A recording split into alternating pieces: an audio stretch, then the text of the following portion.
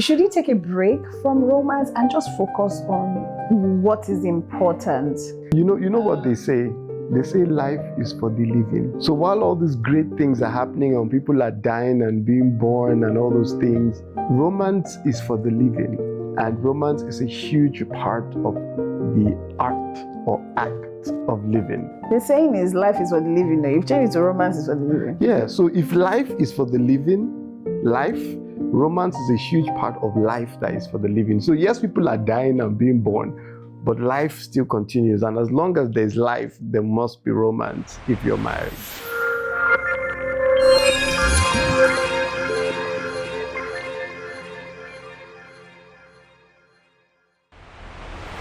Who's doing the intro?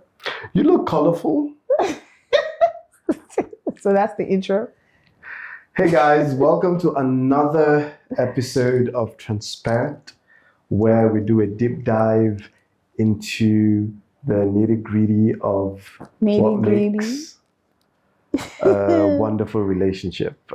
It's called Transparent because on this show, we tend to keep things see-through. We want to make sure that we are honest, we are vulnerable, and we speak from the heart about matters of the heart. How's that for an intro? I don't know. I actually yawned at one point. Jesus Christ. Guys, tell me you love my intro. You can say it in the comment section. Do you want to hear a professional intro? Okay, please. I started off on TV, right? Okay, so tell us, give us professional intro. I was show. Okay. Professional intro. Now I'm shy. No, that was good. Okay. That was good. We'll save it. We'll save my professional intro. But welcome, guys. Welcome to another episode of Transparent. And it's us, Toyosi and Daniel, as always. Etim Effiong. The Etim Effiongs. The Etims. Do you know who said the Exactly, that's the expression I have when I say the Etims. Daniel Etim. The Etims. Yeah, but it's been good so far, season 2. Enjoying it, loving it. I'm glad we have a few guests, and I'm glad we're keeping it transparent. As always, we try. Would you say it's possible to always be 100% transparent with your partner? I try and shy away from 100% for all things human, because 100% spells perfection, and we all know perfection is in the hands of God. So I don't know if it will be 100 that human beings can be 100% transparent. I think we can strive for transparency, for 100% transparency, and improve on it.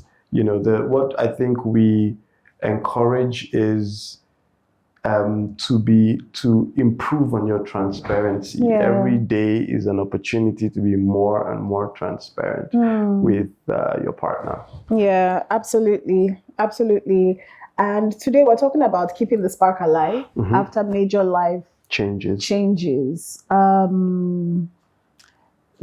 think, some major life changes that I've had, trying to think, since we got married, so not before I got married. One, losing my mom. Oosh, yes, I think that was a huge one. Childbirth. Childbirth. Yes. 3 times. Thank you, Lord. Yes. So life changes, childbirth. What else? Getting fired. There was a time I got fired, and then I went on a retreat. I went to just find myself, and I went to ask God to fight for me. And he ended up telling me other things. Yeah. What are some life changes or life-changing things that have happened to you? Marriage. Since we got married, so marriage, okay. I would say reawakening of my spirituality. I think that has been life-changing. Listen, that one is huge. That one is huge. One moment you're doing baby boy, but you've always loved God, right? Yes. So I met you. That was one of your lines to me, like, I'm a man of faith. Yeah. A man of faith. Yeah. But you've really I think it just got to a point where I just started having a series of encounters that made my spiritual walk undeniable. It stopped being a part-time, it stopped being a part of my life and became your life. my life, Yeah. Word. Yes. So yes, that's a life transforming thing. Not life transforming. Like even addition to the family has been life changing. Yes, life changing. Having to deal with 3 kids instead of no kids, that has been life changing. Yeah. And for some people, it's things like relocating, right? We move to a new country. We have no community. We have no family. Yes. We're just there in Saskatchewan. What's the other place? There's no place in Canada? Saskatchewan. Sorry. Yeah. Anyway, we're just there, right? Yes. We moved there. For some people, it's even like maybe an accident. Maybe it's an accident and something major just happened, and now they are not as able-bodied as they were before. Or realizing something. For example, you get married to someone and you get a news from the doctor that, oh, you can have kids. That piece of information can be life-changing. And how do you keep the spark alive before we even talk about keeping the spark alive? And this question I want to ask, sometimes things are in my head and then I try to get them out, and I hope I can articulate it properly. How important is romance in light of life-changing moments? I think it's important. Should romance still be priority? Someone's mother has passed. We just had triplets. You know what they say? They say life is for the living. So while all these great things are happening and people are dying and being born and all those things, romance is for the living. And romance is a huge part of the art or act of living. The saying is life is for the living. No, you've changed it to romance is for the living. Yeah, so if life is for the living, romance is a huge part of life that is for the living. So yes, people are dying and being born, but life still continues. And as long as there's life, there must be romance if you're married. You think so? I do think so. I do say so. Should you take a break from romance and just focus on what is important? I think romance is like the oil in the engine of marriage, not friendship, not partnership. I think, should I say intimacy? Intimacy. Yes, intimacy is the glue, is the fluid that keeps everything. Because marriage is like this. It's like gears trying to work together to achieve a goal, right? And without the oil, it would be like. So romance is the oil, intimacy is the oil. Yes, I would say so. Not friendship, not projects. No, in marriage, I'd say intimacy. Right. I'd say intimacy. And the intimacy is just beyond sex. Intimacy is everything else: transparency, vulnerability, romance, sex, all of that. All the good stuff, all the gooey stuff that goes into the pot of intimacy. Just here thinking, can a marriage work without romance? Yes. Okay. And it's interesting because I want to think of my grandparents who may or may not, before they died, were they intimate at that age? But I'd say yes, because intimacy is beyond sex and beyond physicality. Intimacy is intimacy. It's just that thing that you guys share that is close and heartfelt and special, dear and special to the union. And it includes sex, but it's not only about sex and physicality. Yes. How do we keep this? How do people keep this alive after major life moments, life transitions? One major move. It's in categories. I don't think. Well, is it a one size fits all? I mean, I guess the more we talk about it, the more we'll figure it out. Yeah. But like a young family who has just moved, and oh gosh, relocating is such a hard thing to do. You know, kudos to everyone who has relocated successfully with the kids. You go from being here with your driver, and I'm talking about maybe upper middle class and all of that. You go from being here with a nanny and a driver, even if you didn't have that, maybe the community you had, you're in an estate or you were in a neighborhood that there were people to look after the kids. And then you move to a place with first of all, just foreign weather. The weather throws you off because we're not wintering here, you know. So you go to a place where it's winter, it's cold. You don't have the help that you had before. And so you might be a lot busier. Yes. You might be a lot. There are more things more to things to more do, things to frustrate planning. you. Somebody said, I was reading, because from time to time I read on people who have just moved to other countries, all of that. She said she didn't realize how much work it was to get her kids in school uniform in the morning. Yes. You just wake up, you're in your room, they come, they say, good morning, mommy, daddy. Next thing, they're at the dining table eating.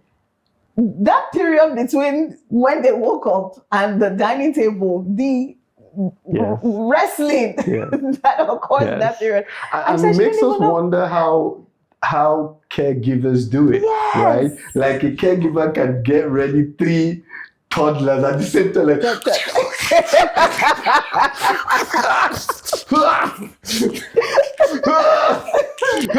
and they're running up and down, you're catching them, you're like, you have this. And one is throwing a book, like, and you're saying, leave that toy, how put do it back. they do it? Yes, and then you leave that, and then now move. You're alone with these kids, and they're showing you. I think kids, some kids tend to behave better around parents because the parents are no nonsense. I think, anyway, I don't want to digress. But how do you keep romance alive in a new space? How do you do? I wish you could call someone. Can we call someone? No? Okay. No. So, yeah, I mean, as is everything important, there has to be intentionality.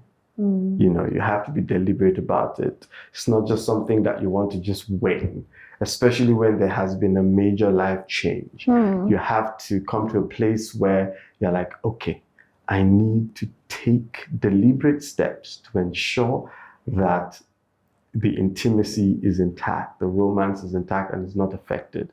If you just think it will be as per usual, because, oh, we're so hot for each other before we got married, now we got married, and it's like, any opportunity you guys are jumping on the sacks, whatever, you know, and you guys have this thing going and you think it will continue like that forever, you might be in for a little bit of surprise. We all know that sexuality is controlled by the mind. You know, the mind is your biggest sex organ. And when your mind is stressed, when you're under pressure, when there are things competing with that real estate of your mind, then it puts your intimacy, puts your sex drive, puts your romance under pressure. And at risk. At risk, right? And then when there is a change in your routine, right? Before you left Nigeria, you used to come from work, come home, shower, eat, and sleep. Or, you know, you have a routine. When there's a large change to that, then it affects everything. Maybe you should have sex every night for every night of the week. When there's a large change, of course, it will affect that as well. You know, so you want to keep these things you know, you want to bear it in mind that that your routine changes, huge or large changes in your routine may affect you. Right. So it's the intention then. It's the intention. You have to be, from what you're saying, you have to be intentional about romance. So it's like scheduling things and planning it out Date and nights, all of that. And for guys, this works a lot for ladies. You want to start preparing her from the morning. If you want some action in the night, you know, you want to start telling her. So you're doing something, and okay, tell me. You initially said romance is not sex, but now we are suddenly talking about sex, prepare her from the morning and what Wait butter her now, up, wait now. marinate, let her marinate. I'm a guy. Of course, sex is a huge part of Right. intimacy for me. Right. Maybe for ladies, and I'm not saying it's the only part of intimacy. No, I said it's a huge part. For Right. ladies, maybe not For so women. much. For women, maybe not so much. What's the difference between ladies and women? Women is just more appropriate. Oh. For women, maybe not so much, but for guys it is. That's why I might make a lot of references to sex. But please forgive me, it's not all about sex. Okay. Like I was saying, you want to start preparing her from the morning, sending her sweet messages, sending her gifts. If you want to have some action in the night, maybe that's not a good day to start an argument. Oh, why are you laughing? What's funny? Because I've been trying to get some myself. And we've just had a huge argument today. If I say this guy is annoying, then people say I should not say yours. Don't say yours is annoying. So there goes my action. Totally out of the window, but it's okay. You know, sometimes you gotta do what you gotta do. Anyways, I'm just saying that you want to, prep the missus. This prepping thing, I want to talk about prepping. Okay. Are you ready? Are you ready? Are you ready? Give me my notes from behind the camera, please. Okay. This prepping thing doesn't work all the time, right? A woman wants what she wants. Also, we know what you are doing, what you're trying to do. But you still like it now. Is it? So yes, we like it not because sex is not a reward. It's almost like it's being treated as, okay, you've been a good boy today. You've been a good boy. Nice doggy. Nice doggy. Naughty doggy. No, it's not a reward for good behavior. What is it? If you want it, you want it. Right? If you don't want it, you don't want it. If you like dance, if you like, do what you want to do. If you want it, you want it. If you don't want it, you don't want it. And I may not be speaking for all the men in the world, but yes, it's not. Don't butter me up for something. Don't. That's just, and that's not the topic. Do you really mean that? That's not the topic today. Thank you. Let's stay focused. So we have spoken about relocating, right? New environment, all of that. What are things like after having a baby? How do you now reintroduce romance and all of that? So first of all, like I said, it has a lot to do with intentionality. You want to make sure you understand the need. So you're having sometimes, conversations. yes. So sometimes the need is not physical touch. The need is not to whip out the dung. The need is to be present. The need is to listen. The need is to help out. Right. The need is to be helpful. That might be the need at the time. So the goal here is to make sure you are meeting her need and she's meeting your need. For example, she just gave birth. You want to fill in the gaps. You want to be a present husband, a present dad. You want to score points by changing diapers. Score points, babe. I already sent her. They're going to finish you. It's okay. I don't want to say finish. Nobody will finish you in Jesus' name. You are covered in the name of Jesus. You are not helping the woman out by doing chores in the house. So you are doing chores in the house, period. Good. So aren't you scoring points by that? Am I scoring points by changing diapers? Am I scoring points by... Yes. I'm scoring points by changing diapers. I'm scoring points by... Yes. You're being a great... We don't live in a points-based family. I'm just speaking. Okay, I'm just saying. Like you're being in the person's good books by feeling a need, by being there, by you just gave birth. I didn't give birth. You just gave birth. If I come to you and say, would you like your foot rubbed? Would you like your... from house chores. How is it different? My foot, He's meeting your need. If you're doing house chores and I'm coming to join you to do the house chores, isn't that meeting a need? Isn't that helping out with the chores? The word that I'm afraid for you. Why? I'll cover you, Sha. No, Anything they it's do, I'll okay. cover No, you. listen, I'm not He's scared helping. of being. He's I'm not helping. scared of being Babe, we need to contrary to disabuse. opinions. We need to disabuse the minds of men. Okay, right? talk We need to me. Really Disabuse it. my mind. Okay, you are not helping out by doing anything in the house. You are doing the work in the house. Period. Okay. You are not helping out. That generation of men saying, "Okay, let me help you take care of the baby. Let me help you do the dishes. Let me help you change diapers." Is gone. Okay. Right? Okay. We are trying to raise. I'm going to raise my son or sons. I'm going to raise them to not think that they are helping out in the house. Okay. They are going to be raised to do the work. I'm already telling Bobo to climb the stool and start. If I know the plate is not going to be clean anyway when you're done washing, but just do it, right? So that in the future, he's not going to be telling a woman he's helping her do the dishes. No, you're doing the dishes, you're preparing the meals, you are doing stuff in the house as well. Okay, when you're doing stuff in the house as well, who's happy? Who's happy? Yes. First, who's happy how? Okay. Let me paint it like this. If I don't do my duty in the house, if I don't do my chores in the house, who does it affect? You tell me, who does it affect? I'll tell you. First, it affects me. But if I'm fine with it, then who's the next person it affects? My spouse.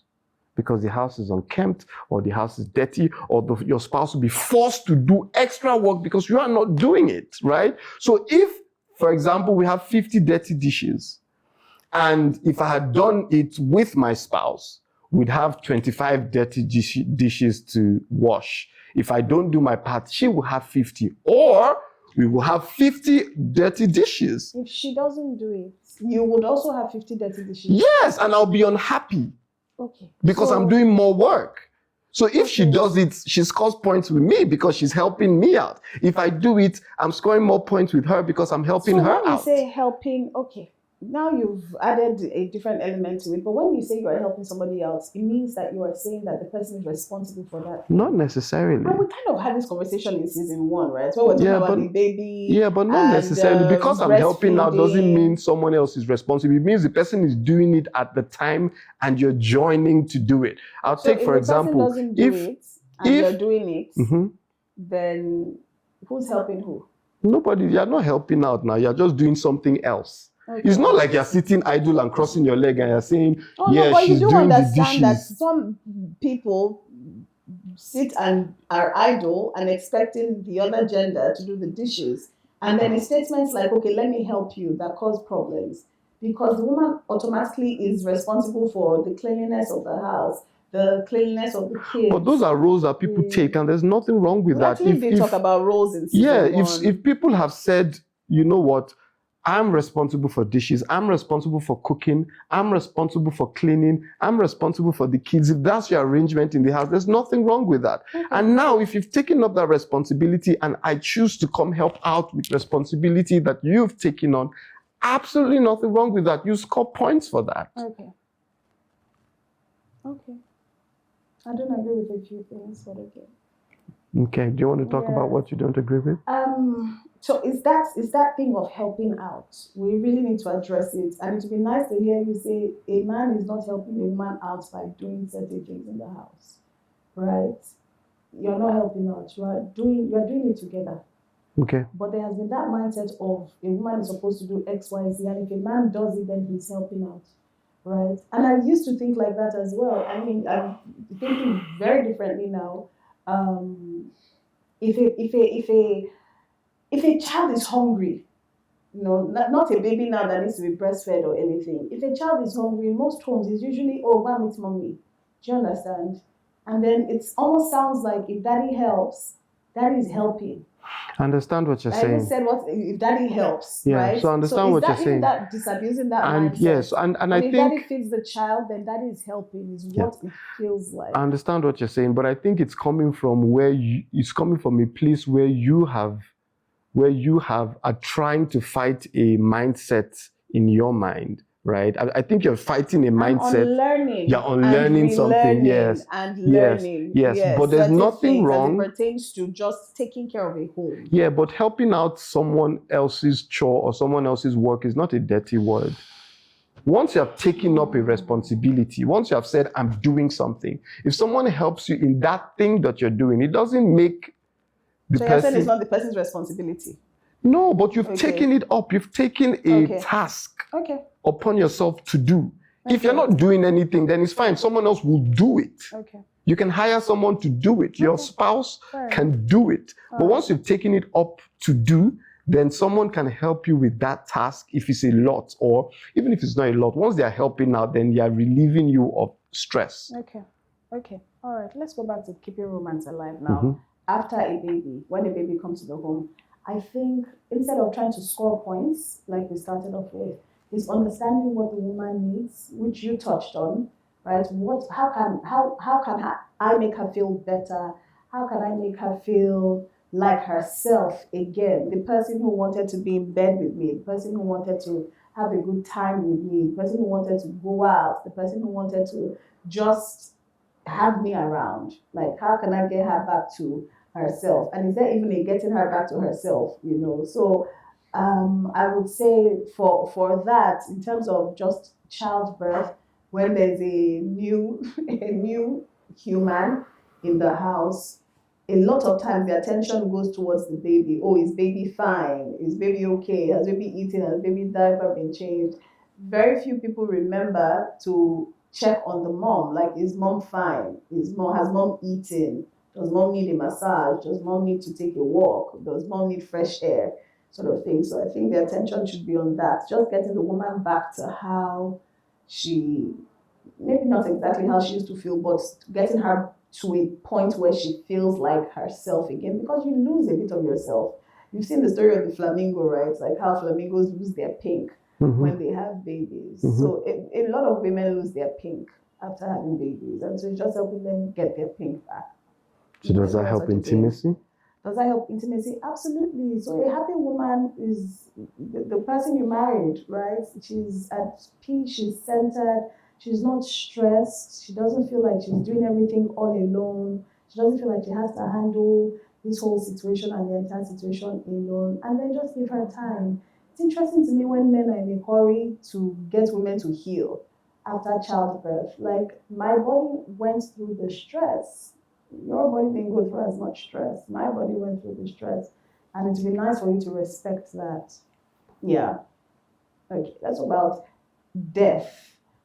Someone loses a parent, for example, a parent who was present, all of that. How do you reintroduce intimacy after grief? To be honest, I think, so for me, right, intimacy, sex and intimacy can be overrated. Good. You know, sex is great, but that's not all about, sex isn't everything about intimacy. Right. And if you have that at the back of your mind, you'd be better off. And you know that sex or having an orgasm doesn't rule over you. So it's important to just set that in place so that when there are matters of like death in the family, things like that, then you understand the weight of how weighty matters are, and you're not being ruled by an orgasm in your brain. You're just like, man, this woman don't die now. I can't wait. Can you get off this thing? Let me have sex with you, or let's get our intimacy back. That's not the point. The point is love and care and connection and affection. And you have to understand that when someone is bereaved, you have to be patient with the person. You have to wait for the person to go through her process or his process, because you love the person, because you care for the person. So it's important to be patient, to be understanding. All that is part of the intimacy. That's what makes it work. That's what she sees, or that's what he sees. And you know, and it will make your love blossom and shine even the more. because you understand patience, you understand, you're communicating. Are you okay? Can I get you anything? Is there anything you would want? What do you need right now? These are questions that, again, will score you points because it's a point-based society. This point-based thing, anyway. Okay. Yeah, but yeah, these are important things to note. I would say at this point that, because I spoke about it briefly, that just like how you can be ruled by success, by money, by ego, all these things are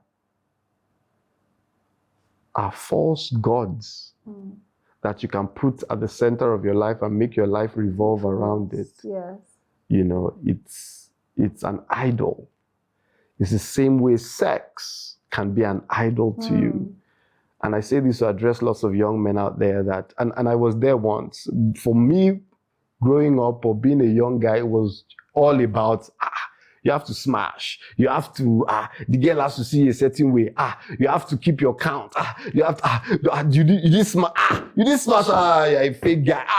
So everything as a young guy growing up had to be about skipping the scores. Like, how many beautiful girls did you hit on? How many beautiful girls did you smash?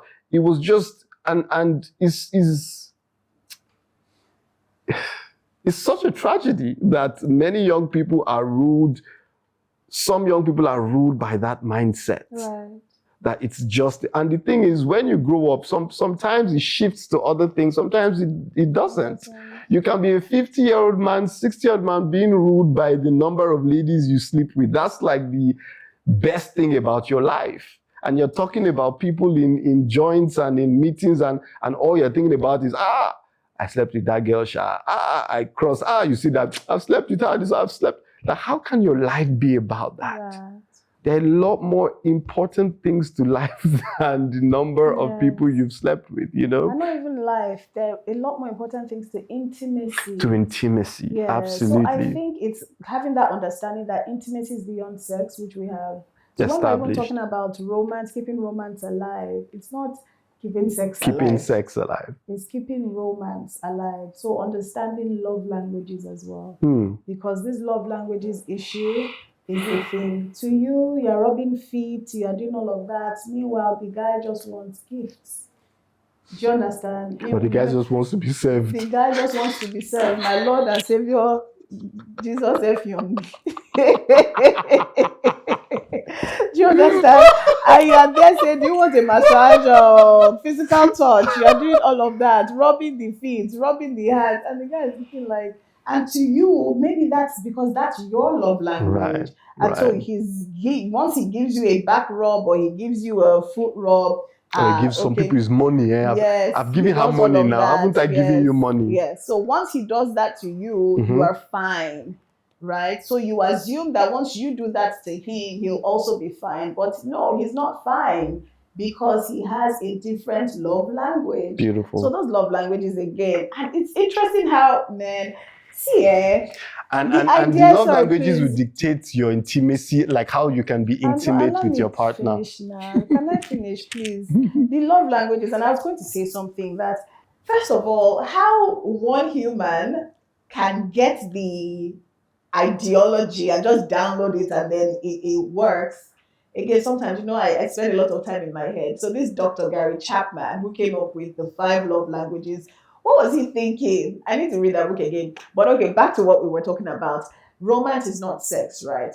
And romance is different things to different people. And we brought it into like the 5 love languages, which are the acts of service, gifts, touch, words of affirmation, and there's one more. Time, quality time spent together.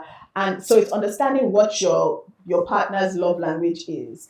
Don't come and rub my back and go away when I want to spend quality time with you, sort of, right? And don't give me gifts when I would prefer words of affirmation. And I think that's something couples really should just take into cognizance. We are going to work according to the other person's love language. We're not going to impose our own love language on somebody else. You're not going to force me to make service, for example, my love language. No, my love language is what my love language is.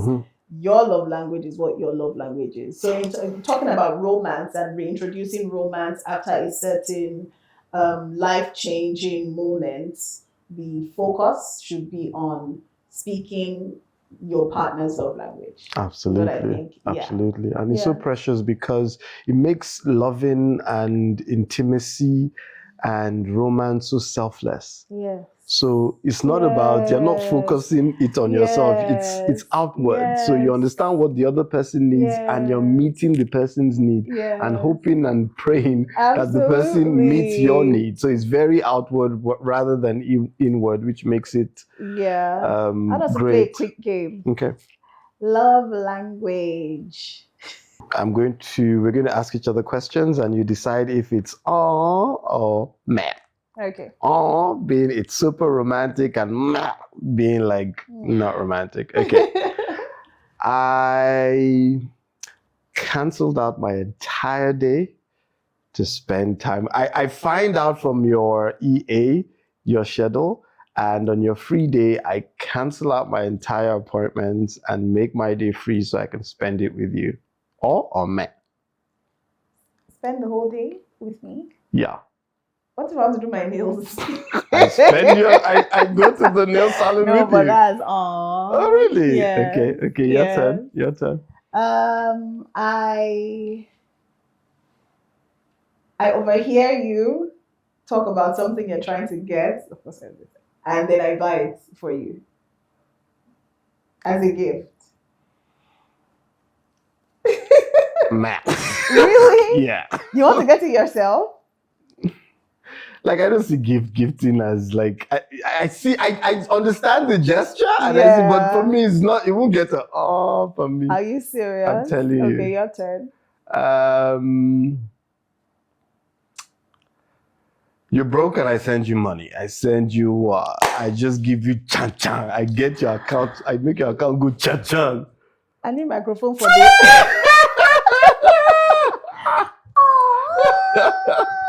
All right.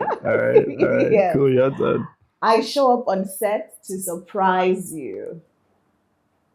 Don't do it. This guy, true story. Don't do it. True story. What year was this? Maybe year 3 of our marriage. I was like, oh, let me surprise him. I'm sure he will love it. Let me surprise him. He was out of state. Oh, I got on a plane. I bought a ticket to get on an aeroplane to go to set to see this guy. More like year 5. Was it year 5? Yeah. No, it was like year 3 or 4. Wow. Year 5. Or year 4. I think it was year 3 or 4. Okay, go on. So I got this plane and I landed and I was talking to like the production manager there and just like, oh, where is he now? What's he doing to get landed? All those things that people will say so cute, that will say, oh. I got there. This guy was like, hello. If I could go back to the airport that day, I would have just packed my load, but no, I wasn't going back. So yes, that's part of just understanding your partner's love language. Like to me, that may have been a grand gesture, but I don't even know right now if it's a grand gesture anymore. Please, no more surprises. I feel so about surprises, but anyway, okay. Whose turn? My turn. Your turn. You come back from a long day at work and you come back to romantic lights and music. And I come with 6-pack after gymming with boxers. And I'm waiting for you like this in bed. Soft bed sheets, new pillows, new lace all over. Like I've oiled my body up. What's the first thing you said? You come back from work tired. After you come back from work and you meet me, I've prepared everything for you. I want to sleep. Like I'm tired, I want to sleep. Thanks. Okay, what if it's on a free day? I want to sleep. And that sounds like it's more for you than for me. The way you just give your boxers like this, it sounds like people People like Guy, please. It sounds like it's more for you than for me. Okay. All right, sorry. Okay. Yeah. Your turn. Going shopping together? Going shopping together. What's that? Going shopping together. Oh, meh.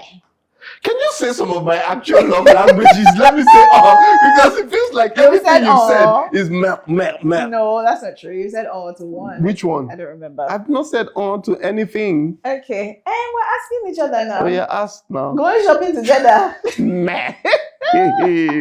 You don't like going shopping? No, I don't like going shopping. Actually, I know you don't. Burns me out. I know you don't like going shopping. But personal shopper, I like personal shopper. You should bring the things to the house. Yes. Okay. Hiring it. See how you look I'm exasperated, exhausted even from the thought of going shopping. Yes. Yeah. Okay, your turn. Okay, it's your birthday. It's your birthday, and you wake up to parara and money bouquet, and like bouquet of dollars. I don't know. Bouquet of dollars. Is that parent that threw me off? Like, why are we making noise? See, I've entered somewhere now in my head. Like, can we be chill? Yeah, I know that parara is a no for me. Anyway, don't do parara for me at all. Don't do it. I've done parara for you yes, before you now. Have. You've done parara for me. Don't do it. Don't do it, please. I thought it was Kai. Yes, I've done some actually like loud things. Oh my goodness. I've done some loud things. Okay, your turn. Yeah. I think it's the last one. This is the last one. This is something that we say ought to know. Something simple, something light. Breakfast in bed. I bring you breakfast in bed. Nice. Oh. Really? Yeah. Breakfast in bed is okay. Yeah. I think so you see the secret is speaking the other person's language. Okay. This has been as you're trying to reintroduce romance into the situation. Absolutely. Yeah. I hope you've gotten something from this episode. This episode, I must say, was an eye-opener for even me. Yes, learning stuff. And it's okay to grow, right? It's okay to grow. So even remembering that whole trip that I took, and it was like, why are you disturbing me from this work that I'm doing? It was an eye-opener for me. It made me understand that romance to me, what is romantic to me may not be romantic to him. And I need to speak his language, and he also needs to speak my language, right? Absolutely. Yeah. It's about the yin-yang. Yes, it is. Mm-hmm. It is. Yeah, so we'll see you next week. Hope you enjoyed it. Hope you enjoyed it. Bye.